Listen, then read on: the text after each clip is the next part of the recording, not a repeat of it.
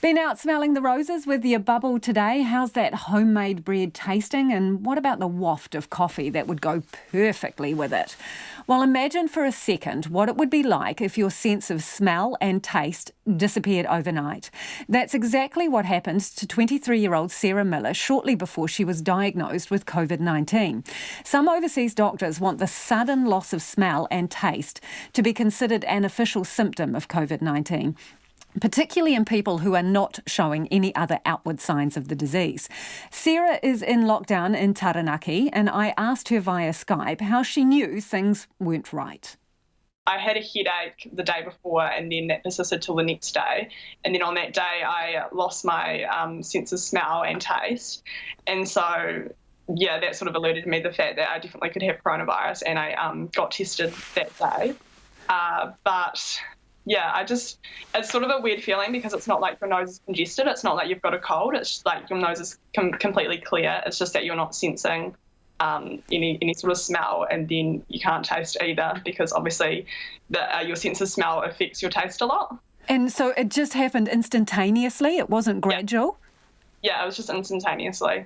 And then I haven't had anything since, any sort of smell since. Okay, so what happens when you have a coffee, for example? What can you taste? No, I can't taste it at all, so it just tastes like water, to be honest. My tongue can kind of sense whether something sweet or savoury or just maybe like bitter, but apart from that, there's no taste that comes through or flavour as such, yeah.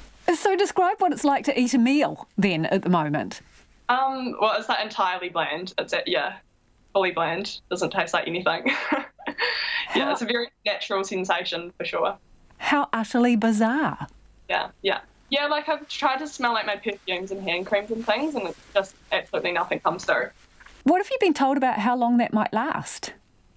Apparently it lasts for about 7 to 14 days, is what the common theme is. And I know somebody who actually has the same symptoms in the UK, and they haven't. Oh, they're sort of just starting to get them back now. So I think it's day 9 for them. Yeah, I've heard that. It can actually not come back at all, but that's like in very rare cases. Yeah, so, I mean, I'm not too worried, but it's just a little bit annoying. I consider myself really lucky. So how are you being monitored and what advice are health officials giving you? So I've got a nurse who's calling me up every day, and she's just checking on my symptoms. She's just telling me really just to stay self-isolated and then keep my immunity up. Yeah. So you, I understand, are staying at your aunt and uncle's place, is that right? Yeah, that's right. So are you keeping completely separate from them, or how does it work? Yeah, I'm completely separate. We're in the same house, but I can access outside and I have my own bathroom. So I'm not actually really going anywhere near them. I'm not in the house where they're sort of living. And then I'm getting my meals delivered to me, so that's pretty nice. So your bland meals come what, on a tray outside the door or something? Yeah. You just pop your head out and get them? Yeah, pretty much. What are you doing to keep your immunity up? What was the advice around that?